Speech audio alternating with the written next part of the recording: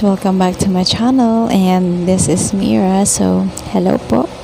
Magandang araw, kamusta kayo? So, pasensya na at ngayon lang tayo ulit nakabalik dahil may nangyaring hindi inaasahan, but no worries. Dito na naman tayo ulit, and ito na naman ginagamit ko yung mic na to kasi nasira yung isa.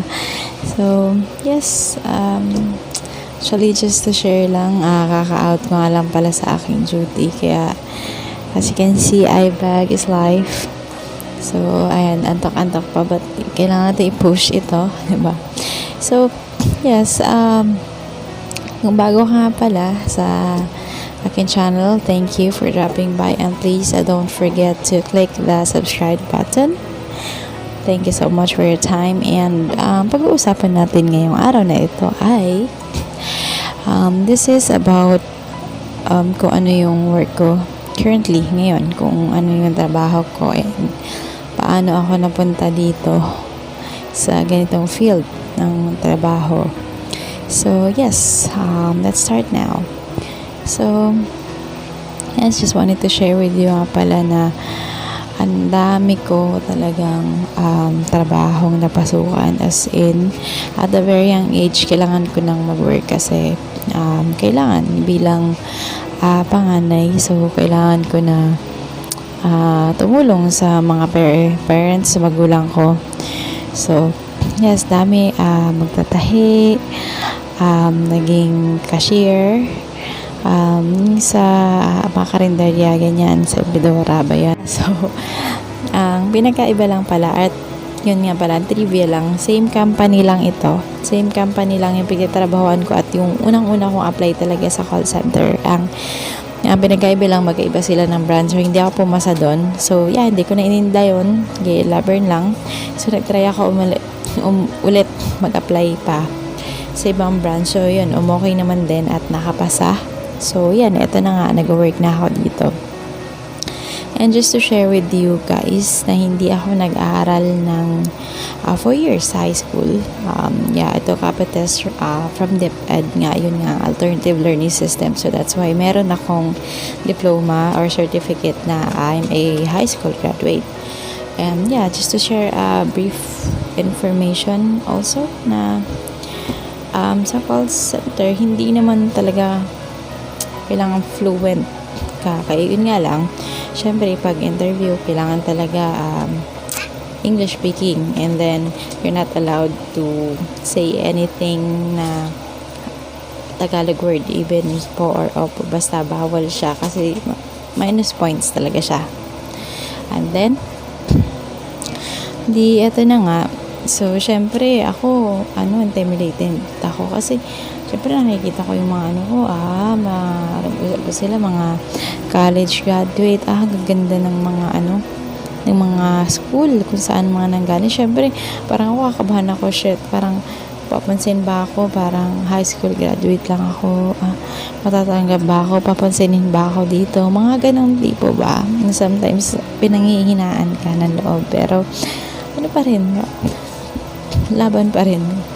Hindi, ito na, yun nga, yan, interview na, check, hanggang sa sobrang tagal ng interview. Sabi ko, naubos na yung English dito. Pero yun, okay naman kasi kahit ganun, nairaos, nakabasa. So ngayon, working na po. So yeah, dito sa account na to at sa company ko ngayon, almost 2 years na rin naman na nagtatrabaho, kaya I'm very grateful. And di pa naman ako professional, wala akong ranggo na kahit regular na agent lang na naka QA, to 0.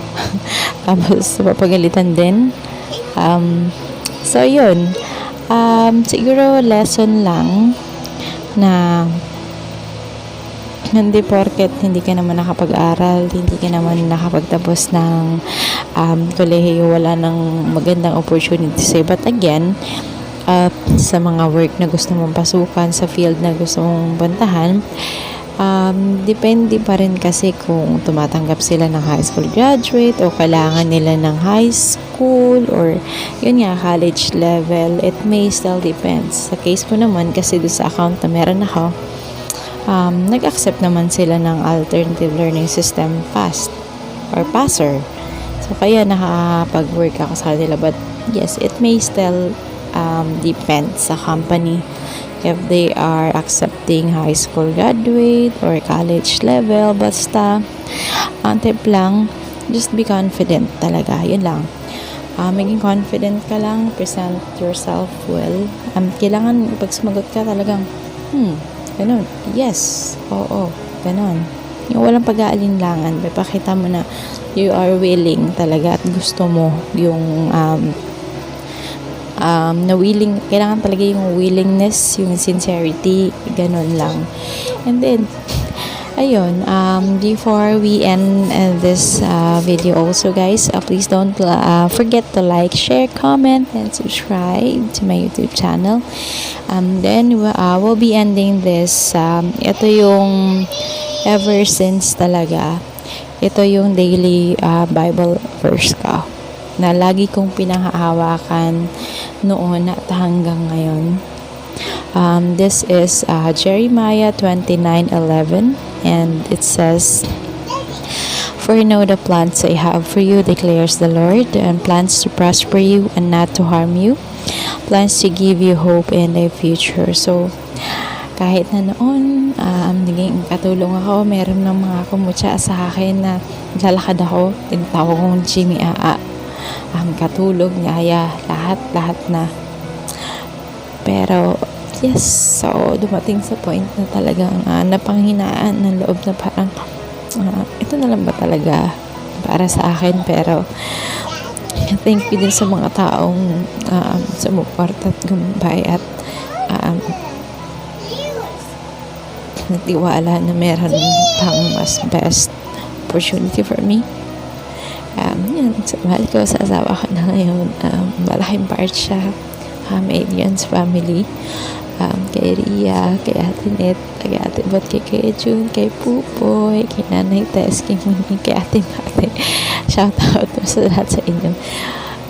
Salamat kasi talaga sa totoo na ako hindi dahil sa inyo na-inspire ako sa inyo. Sobrang na-inspire ako sa inyo, kaya nagporsige ako na hindi lang ako hanggang dito, na meron pang ibang pwede para sa akin. Kaya yan, ngayon naabot ko na siya. Very thankful din ako sa company sa nag-interview sa akin. Nakabata ako. Thank you so much, ma'am, and napakabait niyo po sa akin. Salamat sa mga TL ko. Hi TL at sa aming boss. Salamat po. And yes, medyo madrama na ang kaumagahan, kaaga-aga nagdadrama. So that's all for today guys. Ang aking eyebag ay gusto ng bata matulog. So yes, that's all for today, and thank you guys for watching. Have a good one. Bye.